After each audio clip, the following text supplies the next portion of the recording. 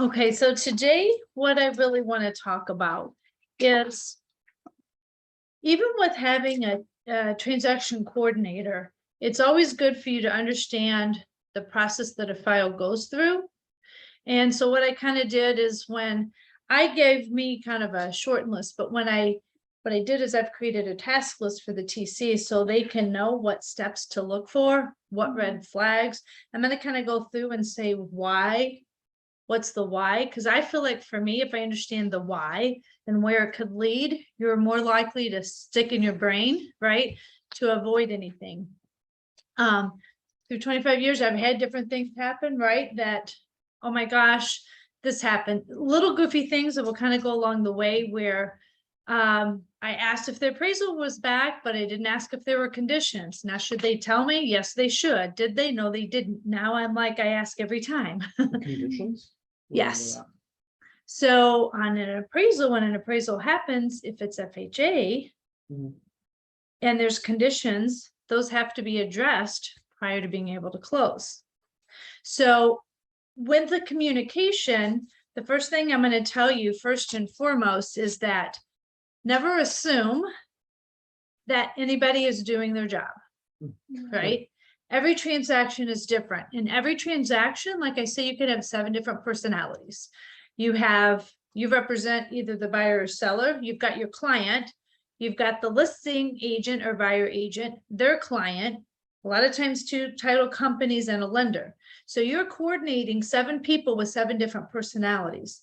Some people are on it and organized, some people are not. So a lot of what this checklist does is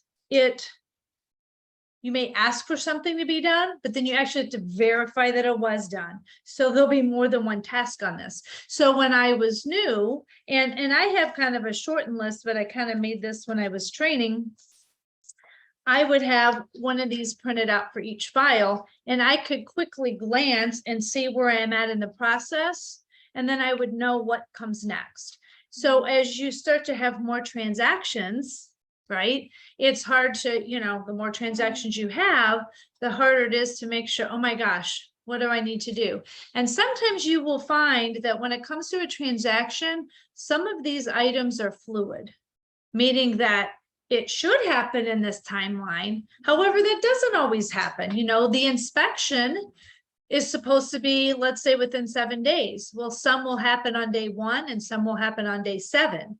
And that's going to impact when the next step happens, right? So then as an agent, it's like, you want to hurry up and go, okay, what comes next? But then sometimes nothing needs to come next.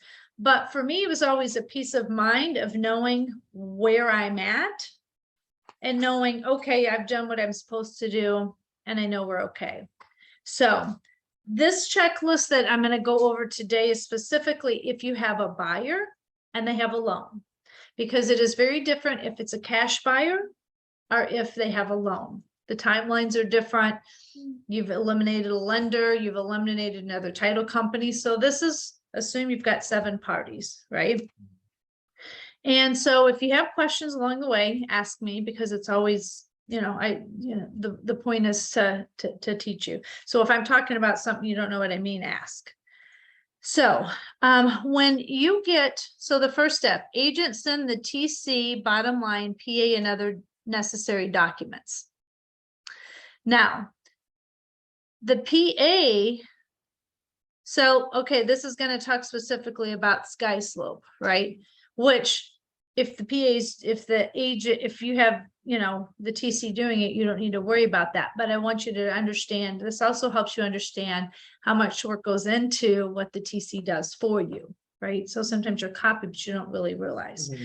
So if you send the TC, the bottom line of the PA and the other necessary documents, the agent, you're going to need this other information right there. Client's name, email, phone, and lender's email address, because when we get the purchase agreement, as agents, I will have, when it comes to the bottom line, some agents will send the bottom line back with only the PA. Sometimes they include all the documents. Well, really, we're going to need all of those documents. So the necessary documents are, if there's an FHA addendum, It needs to be included. Any other addendums? You need the lender approval letter because we need to be able to pull that lender's information so that we can communicate. We're going to create an all parties email. So what you'll want to do is, and then if you're using Fidelity, right? So we'll get that uploaded. So your TC is going to upload the documents and SkySlope. And when they upload this documents in SkySlope, what's different for EXP is that EXP does a compliance right up front, which I love. I saw a lot of brokerages and other places I was at. Agents aren't turning in documents after the deal's closed. Documents aren't paid, and agents don't get paid until everything's in compliance. So with EXP, one, we want to ensure that all the agents, because if one agent gets in trouble, it isn't in compliance, that impacts us. As a company. So if we can make sure everybody's in compliance, and you know up front. So if you know up front that something is missing, then you have the time, you have the whole process to get that done. And you let me grab you a copy. Okay, so Hello.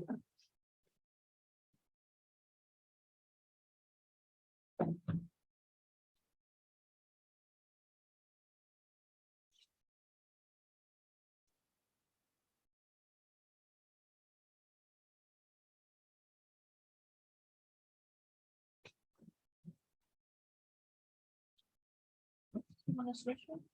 Huh? Oh, no. Want to turn? Oh, Oh, thank you. because it's coming here for us. So if you Oh, want, is it not? Oh, it's not spinning. I thought you were turning off. yeah, if you want to spin it, spin on you. There you go. Because you're not gonna get any air. So this checklist is a little bit more, and it's also more specific with working with SkySlope. So again, I'm not necessarily teaching all the SkySlope today, but I'm just teaching kind of the process. So you get a bottom line. Annie, we're going over the checklist if you have a buyer and they have a loan. Okay, so that's specific on this. I have a checklist for every type of cash deal, a listing, and that what you need to look for on that side. So with that, you get your bottom line, you get your purchase agreement, and we want to make sure that you include all documents, because you could have an addendum that changes the price, that adds concessions, corrects us, a spelling of a name. Those are all things needed. So when we go ahead, and if you're on the buy side, that means we haven't ordered pre-title because we didn't know about it until you got an offer accepted. So if you say, yes, we're using Fidelity, then we're going to send over.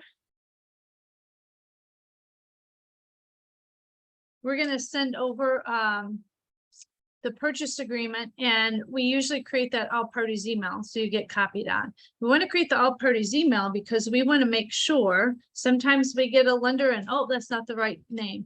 I had one yesterday, a different title company sent an email saying, we represent this file. When I asked the listing agent on the other side, he's like, that's not my title company. So sometimes lenders will try pulling that stuff where they have somebody and they try to send, and they'll start sending you and communicating. I've seen that. Wow. So there's just little weird quirky things like that we want to put together in all parties email, so that we're doing it up front, because I can tell you when it comes down to the last clear to close in that, you don't know, you need to be able to communicate with everybody. Everybody needs to know what's going on. The lender needs to communicate with both title companies, and you'll end up saving yourself headache down the road if you haven't told everybody. So also when we send that all parties email, we include a copy of the PA. So once you send it over, we're going to send that to all parties. In theory, I represent the buyer, and even if I represent the seller, we send the all parties email because I never assume the other agent's going to do their job. So just because, like for a seller, if somebody accepts an offer and if that agent doesn't send it to the lender doesn't start the process. They don't start getting application. They don't start doing appraisal. They don't start doing that. So the all party email is very important to go, okay, here's the PA for anybody that doesn't have it. We're going to send a nice all parties email, and then that way everybody's got the what they need, right? Because even on a pre-title, if they will do pre-title, but they need that purchase agreement notes under contract, and they don't start that next process of updating title work until they receive a PA. So it's very important. So you're gonna be TC upload docs and information into SkySlope. Yes. So in SkySlope, these are little notes to the TC in order to do. They have to do some work if it's an off-city lead or any notes in the commission and that. The TC order title work with Fidelity copy, and you'll see here, the agent, the listing agent, lender, and title, let them know the TC will be the contact for the file, and fill out the broker demand. So now we have the agents filling out the broker demand because we're gathering all that information. Oftentimes when an offer is accepted, we don't know what title company it is on the other side. If we're the buyer, if we represent the buyer, then we know who the lender is, right? It's our lender. But if we represent the seller, you need to know that information. So you order title work. The broker demand is very important. And the reason that they collect that up front, which it's kind of a pain to gather all that information. However, it asks if there's a homeowner association, all of those kinds of little details that we should know about the file.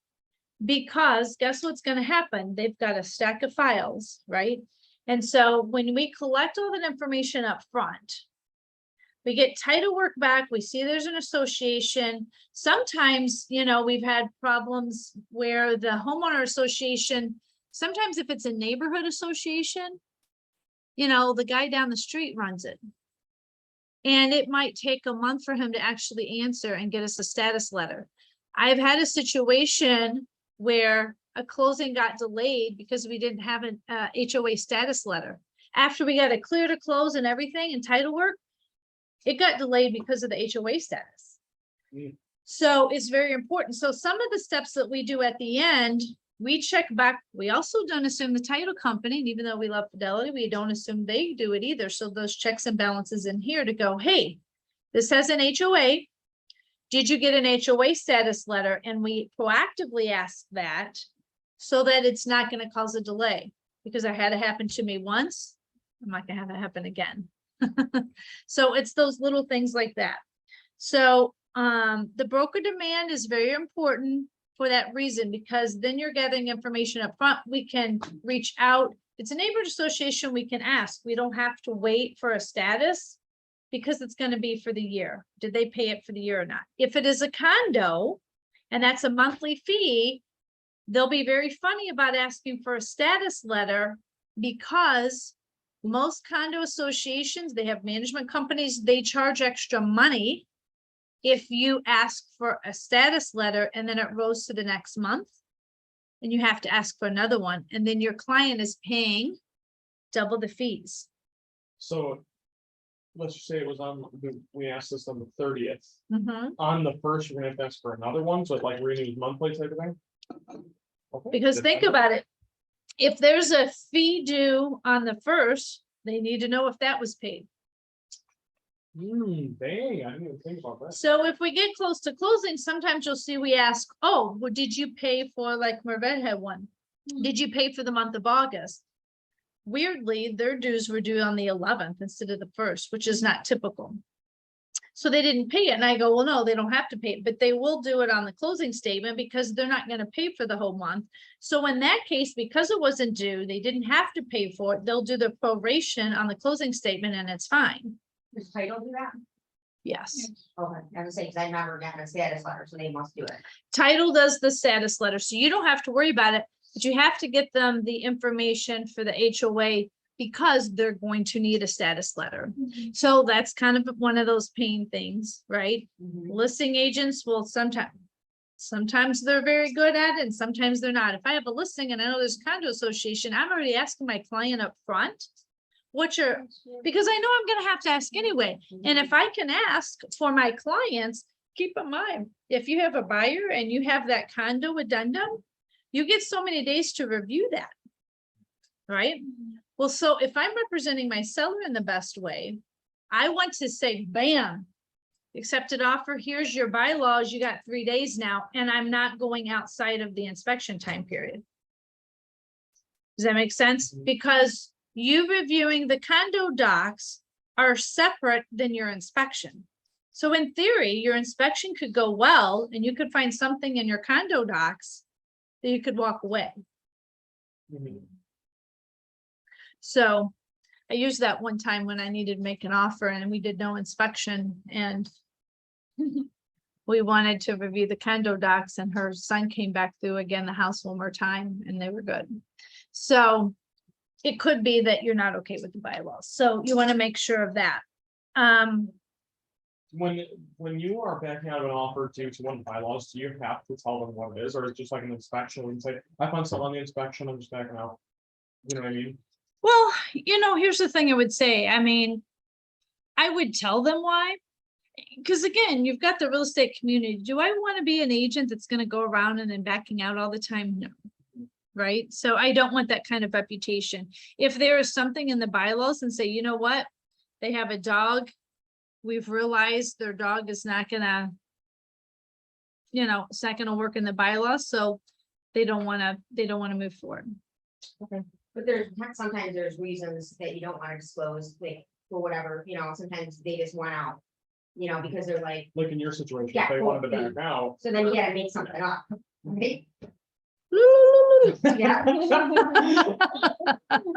Yeah, I mean, so it is, but a lot of times, like if I'm a listing agent and you include that condo document, how many days you say to I'm going to shorten that.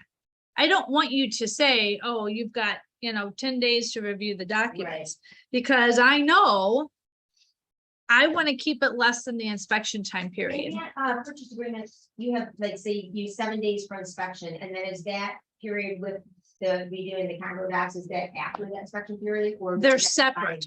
They're completely different. So if you have a condo, there is a condo addendum that you include, and on the condo addendum, it says the seller has, and you fill in the blank days to get you the bylaws, and buyer has blank days to review the bylaws. So it is actually a separate item than the inspection. What's typical for the days? Again, if I'm trying to make a competitive offer, right? And I'm, my client wants this and that kind of thing, I can put in the bylaws, I might say you have 3 days to get it to me and I have 3 days to review. I'm keeping it under my inspection time period, because here's another thing. And that's from the day you sign. Correct. Same thing as inspection. Okay. Correct. So here's the thing. Now, if they have 3 days to give it to me, but they get it to me on day 1, then my 3 days start counting. If they get it to me on day 3, then my 3 days start counting from when I receive it. Okay. Okay. And some people already have those docs. Some people already have them. If they're smart, Right. if you have a seller, I would absolutely 100% of the time get a copy of the bylaws, upload it. Because first of all, right, if somebody's worried about their dog or animal or anything, I don't really want them to make an offer on my home and not be happy with it. If they want to have questions about the bylaws, go ahead and research them. Here they are, and know before, because I don't want to get in a situation where, we're now accepting an offer and they back out for something in the bylaws. The other thing I will note also is that when it comes to a condo and I represent a buyer, I always like to call the homeowner association myself and ask if there's any outstanding assessments. Your biggest assessments on condos are roof, and a lot of times like the pavement, like the parking lot. So sometimes what will happen is, oh, well, there's a roof assessment that's coming up that's going to start after you close. If the roof assessment, so when you see the monthly fees, if a roof assessment has been applied, you can also verify, oh, well, the roof assessment has 5 months left, and after that's done, the association fee is going to go down. Or, right, if it's like this complex looks like it's going to need new roofs and that's going to get assessed, and you're buying it based on the fact that your association is 300, and bam, they get hit with a roof assessment and it goes up. Some good. How are you? I was just a little prepared. Yeah, I can give it to her. Yeah, no problem. Yeah, I'll get it. No problem. So on the assessment, I've had, and there was a condo complex over here in Macomb Township. My buyers bought it. And guess what they were doing? They were renewing an assessment every year, but not applying the assessment. And the difference is if they applied the full assessment, the seller would have been obligated to pay it off. But because it wasn't, and then they kept renewing it, and we didn't find this out until after, and I had talked to that association. And so that helped in the sellability, but to me, that's not ethical, right? So they were basically agreeing to renew it each year. They didn't pass a full assessment. So if you have a buyer that is purchasing a condo and there is an assessment on the property, that has to be addressed. The seller's supposed to pay that assessment off before you purchase it. Everything's negotiable. So your buyer could say, I'll assume it. But if there's a roof assessment, you want to know that, because then that should be on your closing statement and should come from the seller before your buyer purchases. So Even if it's coming up after you close. it has to be assessed, because when they get that condo assessment letter, right, that's going to show if there's any, or the status letter, I'm sorry, the condo status letter, if there's any assessments, it's going to show. But if the assessment has not been applied, it's not going to be noted. Okay, so they haven't, so say they already got the letter, but it's not gonna be till 6 months after you close. Should it still be the seller's responsibility, or is that just something? Well, negotiated? The tough thing is, if it's in the works, so like, I had somebody buy a condo in like Southfield. And I talked to the association, they're like, there will be an assessment coming up, but we don't know what it is, has been voted on because we're getting quotes, Okay, right? So if the assessment hasn't been fully applied, right, how can you get the seller to pay for it if it's not technically due you don't know what it is. and you don't know what it is? So that the bylaws could also give you, so, if your buyer gets their offer accepted on a Saturday and you want to check with the association, those days also would give you some time where if you want to call the management company on Monday, and some are better than others at answering or getting to the right person, so checking on it, say, hey, I just want to check. Some associations, and I love it, will give an outline on what's the responsibility of the tenant and what's the responsibility of the, or I'm sorry, the buyer or the association. I love those, right? Because then I can say to my seller, so I will also ask for that. Because again, I don't assume that the listing agent bothered to do that, right? So I can call the association and say, hey, do you have a matrix on what's the, homeowner's responsibility and the association? And sometimes they do, and they'll email it to you. Do you have any known assessments that are going to be coming up? In theory, besides the bylaws, there are budgets in that they can. So I guess as a seller, it's probably good to do that ahead of time, and you can put it in the notes just so that it's known and not something you're gonna fight or lose a deal over, so. Yeah. Which is nice, I appreciate that, they put it in. Absolutely. And so if you represent the buyer, that's just some of your due diligence to go a little further to, to look out for your clients. So, all right, so we've gotten to order title work. The start safe is something that Fidelity offers, that if your seller wanted to electronically have, that can be for the EMD, that can be for the buyer. So if your buyer, we're working on buyer. If your buyer wants to send their EMD electronically, they can. So if your buyer wants to do that, so if you know your buyer wants to send their funds electronically, you need to let agent support know, and then they can talk to Fidelity. They'll send them a special link because it's secure, and they can send it electronically. Or your buyers can do their do a check. So we want to make sure the EMD is dropped off to be in compliance. It's supposed to be within 2 days, right? And then we're going to check with the listing agent, obtain information for the title company and the contact for their side. So this is all happening pretty quickly, right? So you're doing your EMD within 2 days. We get the purchase agreement. We're going to say, okay, we already know our lender, our title company. We want to find out the title company from the seller. We'll put together that all parties email and send that out. Verify the title work comes back. So this is something that the TC does for you. You don't have to worry about, but it is something if you're an agent on your own, you have to worry about. The title work comes back, whether you're purchasing or not. Annie had a deal, right? That you had a listing and come to find out the title work came back and the guy owed more than the home was worth. Wow. Remember that? There was one he had a whole bunch of different loans on it. And you ended up having to Oh. take the listing off. Yeah, So, and she didn't know that. I think one of his loans, it was a business loan that had a lien on the house or something like. Yes. that. So It was the- like for $550,000, the Well- house was $279. Yeah. Wow. So the title work, that's why when we are going to have a listing, that's why we order pre-title. Because we want to know if there's anything to be resolved, if there's an estate, if there's a divorce, if there's a death, did it go through probate? All of these kind of things you have to know. Or is there a mortgage that we don't know about?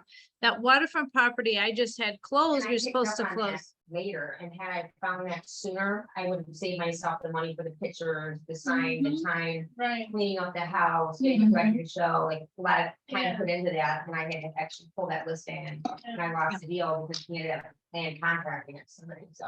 Yeah, Wow. yeah.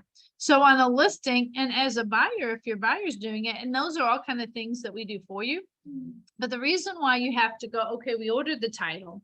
Did the title work come back? Okay, the title work came back. Is there anything we need to look at? Are there any easements that we should know about? Is there anything goofy? Like there's, it's the partial numbers, right? On yours, we have 3 different partial numbers. Is that correct? Because if the title work's correct at closing, the buyer's not going to be conveyed the proper property, right? So you had 3 properties there. So the title work doesn't seem very exciting, but it's very important that we got it back. And if there's anything that needs to come up as a buyer, we get what's called a lender policy, and the seller's paying for an owner's title policy. So in theory, this listing agent's title company should be handling that stuff. But when we represent the buyer, we are asking the other side for a copy of the title policy. Why? Because we want to know if there's anything that we should worry about. If there's any little funny things that are showing up or anything like that, we want to know about it up front, so that it can be resolved. And so your buyer doesn't pay for an inspection and appraisal if there's something weird on title. Sometimes people don't know, right? I mean, how did he not know that there was a business lien? I don't know, but where's their malicious intent? Do I think he was trying to have you waste your time? Probably not, but they don't realize. I don't right? think that it was a bit like a business loan, that's when you realize they put me on house. Yeah. So, Yeah, surprise. yeah, I thought you weren't allowed to sell a home if they have a lien on the house. Like how should? you can sell it.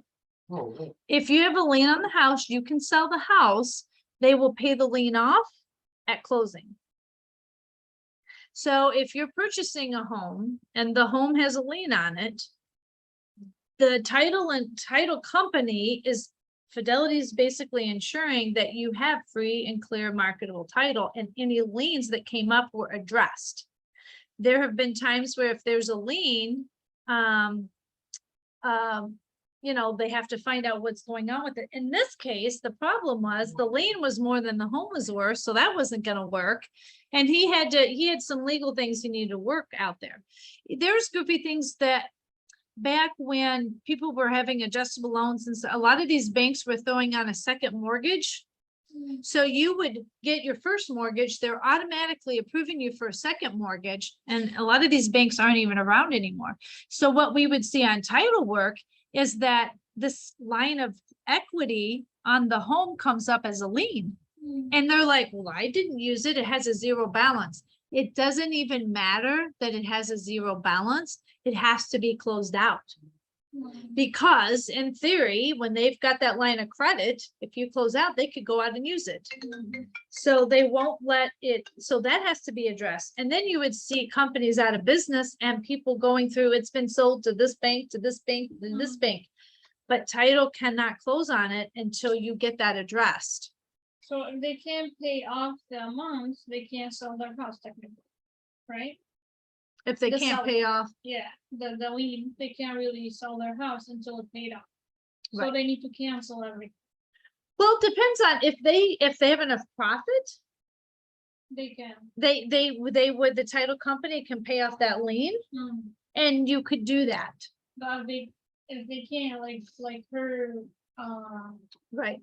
So that Correct. could not- This could not be sold Was unless on- he had he to have. paid. more. He had to If address. the lien was $10,000, and Yeah, if they're gonna they make can. 40 grand on their Right. sale, that's for sure they can. then Okay.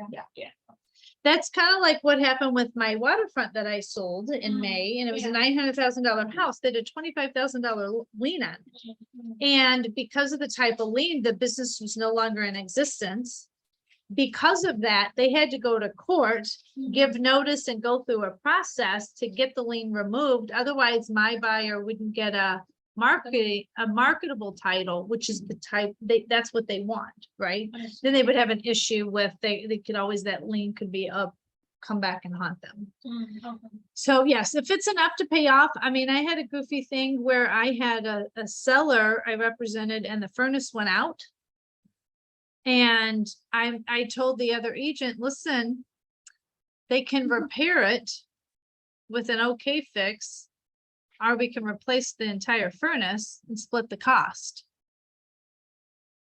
So I got them to agree. To be honest with you, my buyers are probably gonna need to replace it. It wasn't gonna be worth fixing, but so when it came time for closing, my clients didn't really have, they had to get the furnace in, but it needed to be paid. So we actually put it on the closing statement, but that invoice got paid because it was a wife and husband getting divorced. And they were splitting that cost. We just wanted to make sure everything was all, and it came out of the proceeds before they got the proceeds, but that was paid off. You know how they ask if there's any work done on the home? Yeah.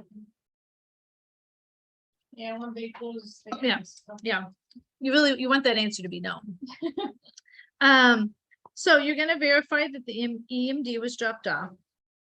You're gonna get the title company's title work.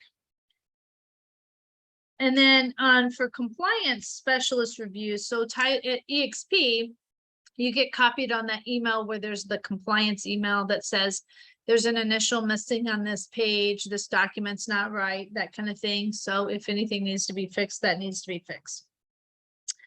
So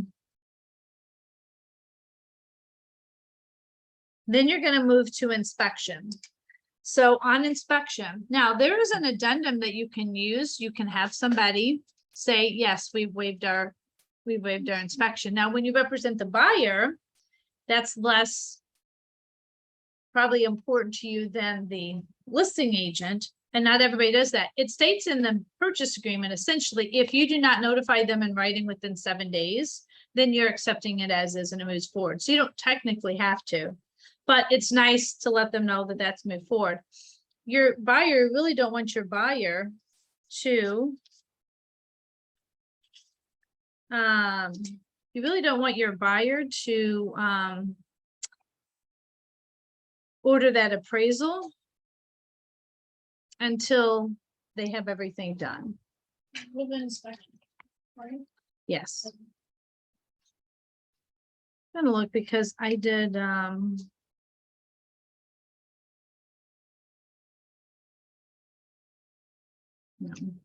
All right, so let's go back to here. So we're gonna say, okay, now we're past inspection. So you can check off that. Are there any additional addendums? Yes or no? Is it moving forward? Yes or no? Again, those seem tedious, but the reason why is because, is there any addendums? Yes. Okay, well then that means we know we're here.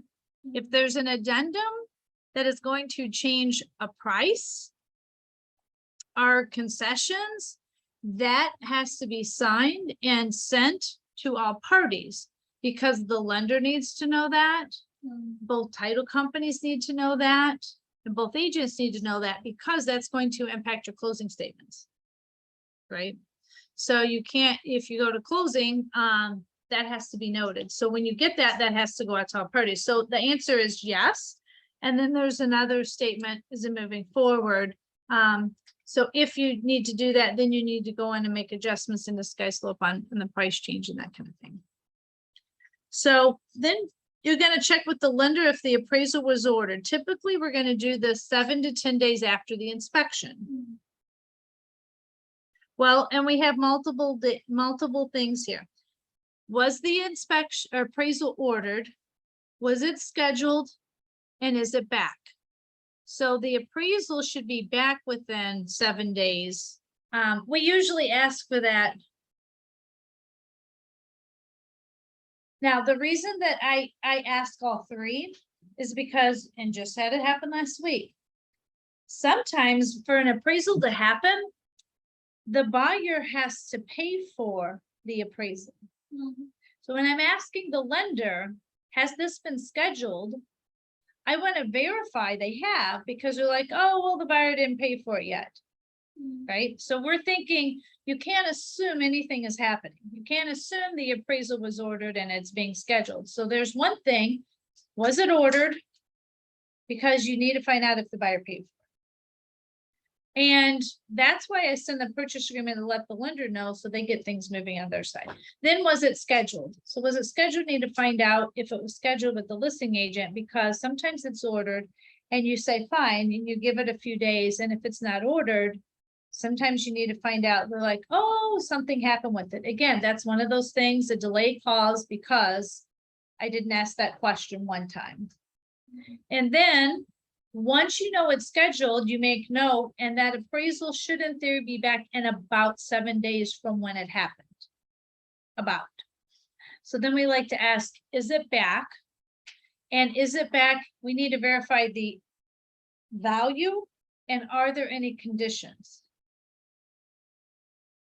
Weird things I've seen, we've had like it happen once or twice where there was a conventional loan and they put a condition on there. It should, just not normal. So it shouldn't be. So typically,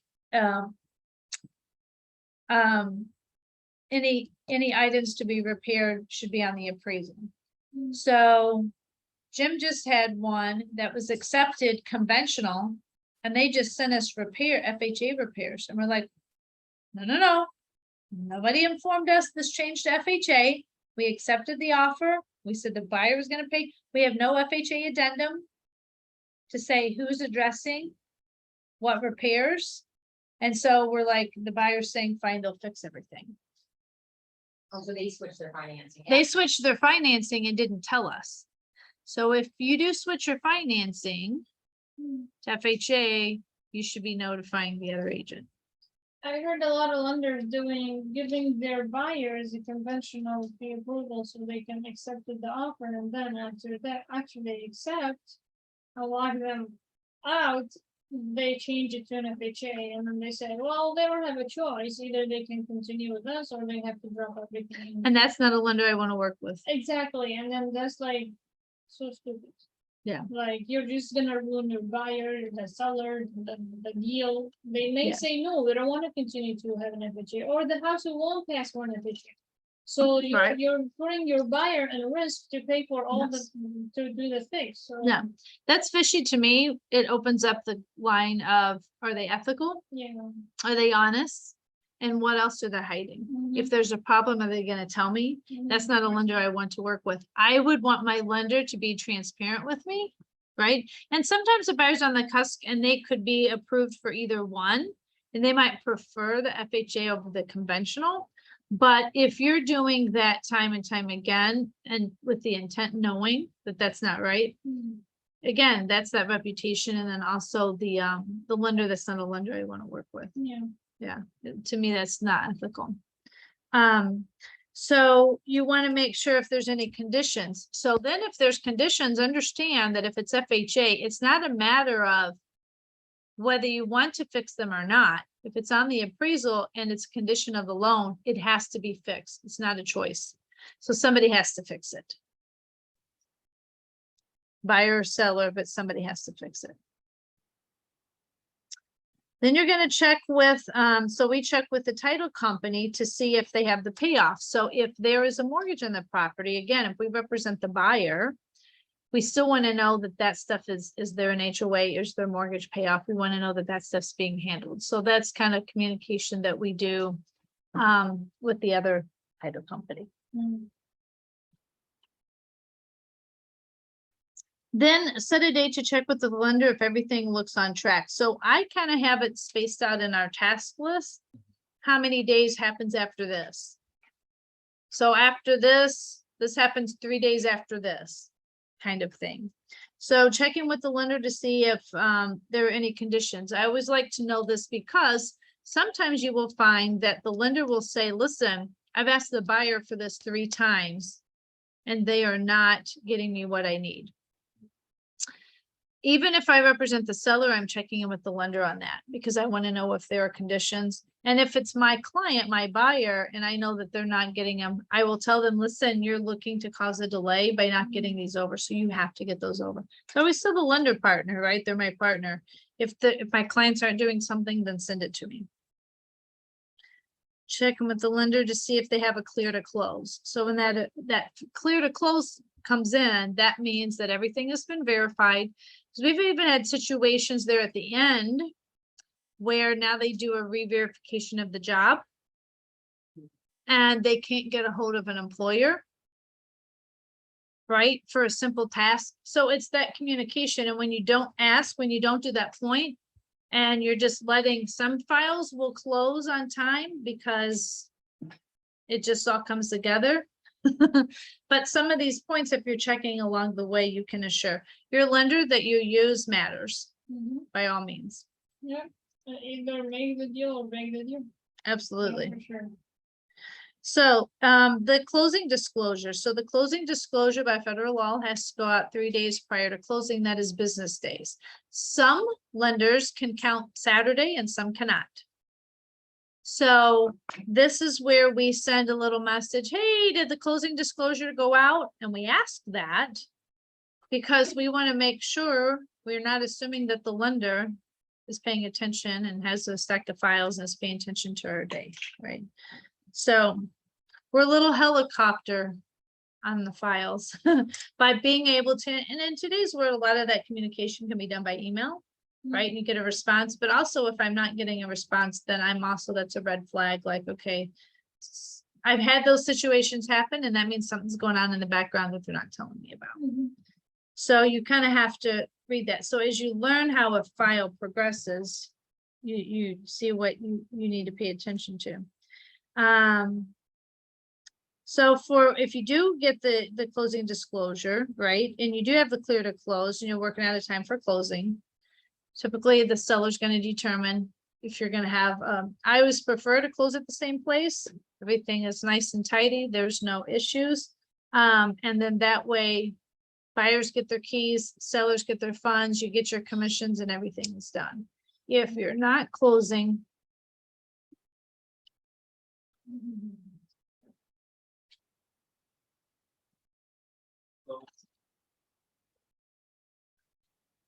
Oh, that.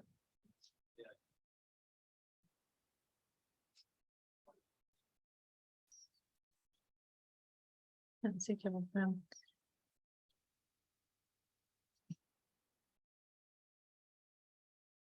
Wait for Mark since he's helping.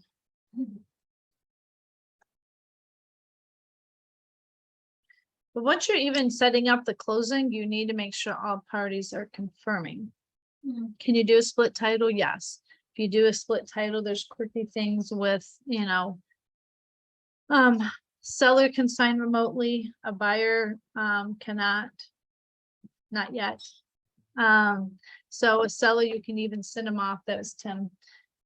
You can send them off, they can sign them and send them back. So make sure all parties confirm to make sure the closing, because again, you can't assume that everybody's doing what they're supposed to do. And then the closing statement is very important. That would be one thing that I think will probably, if we had some examples of closing statements, that's something that we can go through. You should be able to look at a closing statement and understand everything on it, the credits and debits, and make sure that you can explain it to your client. So I always send that to my clients before closing and say, let's go through this and let's make sure. And I always want to check the seller and the buyer both closing statement, because even if you represent the seller or you represent the buyer here, where does your commission come from? Right. So can't assume people don't make mistakes. So you're looking at the seller's closing statement to ensure your commission is right. Look at the buyer's statement to see if there's a transaction fee. You're also looking to see, to protect your seller or your buyer, is there a water escrow being held? The water escrow should be held. Title companies should do that. Again, they get that right, but you're always just checking to make sure. You're seeing if there's any liens, you're seeing if the HOA status is on there, you're seeing all of those things are on there. If there's occupancy, you want to know that that is on there. So if the seller's paying occupancy, the only way you know for your buyer is if you look at the seller's closing statement. And then you have to put everything into SkySlope. So you need your closing documents in there. You've got to make sure everything is done properly. For EXP, we only need a copy of the buyer statement, seller statement, a copy of the check, which is really nice. At most brokerages, you have to get the package, you have to take it in, drop it off, and wait for them to process it before you're going to get paid.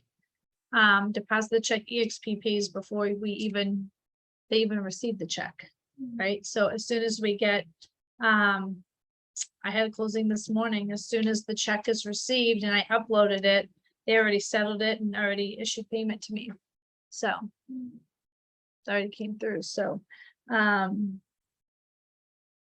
you do have to go back through. So like we do little things, just so you guys know, as the TC, where once those closing statements are uploaded, we also reach out to settlement because we're proactive and say, hey, this file is settled, and ours a lot of times get settled quicker because of that.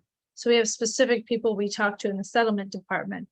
Now, will they get settled? Yes, but it might not have been, mine might not have been settled already, where now it is already when I had my closing this morning, right? So we always kind of do that. And as the buyer's title company, disperses funds, so they're the ones that are going to give you the documents. So if you have a split closing, what happens is you have to get documents from both title companies and merge them together. And sometimes those title companies are fast and sometimes they're not. So sometimes it can take a day or two before you're getting everything you need for closing. So this is the TC kind of checklist. And I have one other checklist I'm going to print out for you guys too. That's kind of like as an agent, not just here, but like this is kind of what I do, where it's a quick summary.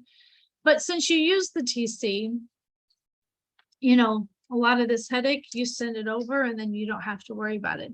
So for that perspective, it's less about, it's more about just using your time to do something else, right? So this is a lot of tedious stuff. The SkySlope you have to know how to do. You have to load up documents, you have to sign them, to your checklist. And so there's a lot of things you have to do in there that has to be done properly. On that, but we take care of that. But more, it's why do we need that broker demand that's so annoying to fill out? Well, because you have to know if there's a homeowner association, you have to know if there's a mortgage payoff. They have to know that stuff. And if we ask it up front, when the lender gives a clear to close and you're wanting to close quickly and they don't have all that information, you could be in jeopardy of not having a status letter, of not having the right contact information. I've seen people change lenders after it went under contract, right? Those kind of things. So that's where you need all of that information. You have any questions on this? No. One question. One is, when the lead coming from City, why we have to do another sheet of W-9? Because City, it is considered a referral. So for City, we have to upload a W-9 from them because the commission comes to EXP and EXP has to pay City. So, Is it gonna be different than when it's coming from agents to agents? Or it's always as a referral, we have to do W-9, or it's only with us? no, if you're doing if you're doing a referral to another EXP, to or from another EXP agent, you don't have to worry about it. But if it is an external company, you're gonna need their W-9. Oh. Because what happens is, so there's a closing tomorrow and it is an outside agent. Now, in that case, Fidelity's doing both sides, and Fidelity's actually breaking up the check.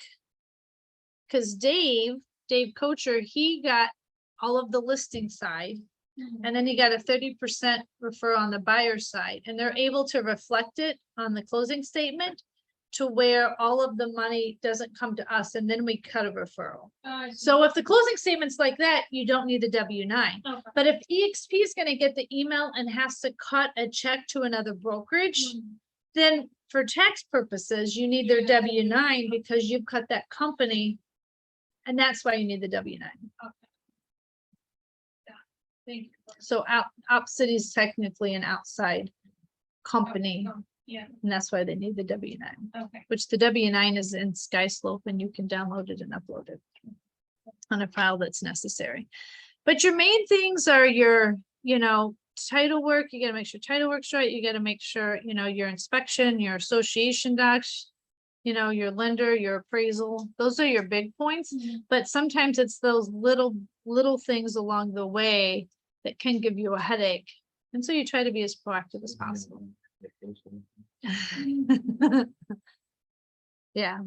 And so I do have these checklists for a cash deal. For what you do on a list side, and that they're actually right here on the desk, so I can make copies if you guys want copies of those. Yeah. So I'm gonna end this recording and this training. So I'm gonna put this in the cloud so that anybody that wanted to see this, they can. And then we are happy to share that. If you have any questions, we appreciate you joining us, and thank you so much.